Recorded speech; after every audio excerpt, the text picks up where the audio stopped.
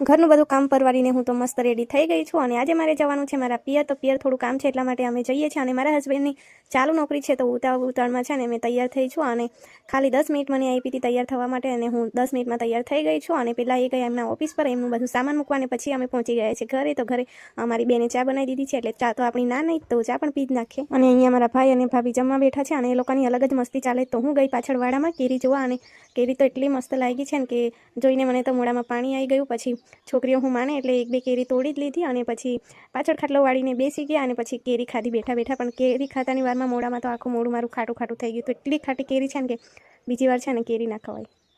તો આખો દિવસ પિયરમાં મસ્તી કરીને ટાઈમ થઈ ગયો છે. હવે પાછું સાસરીમાં જવાનું તો જતી વખતે અલગ જ પ્રકારનું દુઃખ થાય છે. ખબર નહીં જ્યારે આવું ત્યારે એવું જ થાય છે. તો જવું તો પડશે ને, દીકરીઓના નસીબમાં જ એ લખેલું છે. તો અહીંયા અમે મમ્મી પપ્પાની રાહ જોઈને ઊભા હતા કારણ કે મમ્મી પપ્પા ગયા હતા પાવાગઢ માતાજીના દર્શન કરવા. તો અહીંથી અમને મમ્મી પપ્પા લઈ જશે એટલે કે ઘરે, એટલે કે સાસરીમાં. તો મારા હસબન્ડની ચાલુ નોકરી છે એટલે એ નથી આવવાના અને ઘરે આવતાની વારમાં મેં રસોડાનું મિશન કમ્પ્લીટ કરી દીધું. વઘારેલી ખીચડી અને મારા હસબન્ડ જમવા આવતા હતા એટલે એમને કીધું કઢી લેતા આવજો. પછી મારી ડીશ રેડી કરીને હું જમવા બેસી ગઈ. તો આજનો મારો વિડીયો ગમ્યો હોય તો વિડીયોને લાઈક, શેર અને સબસ્ક્રાઈબ. બાય.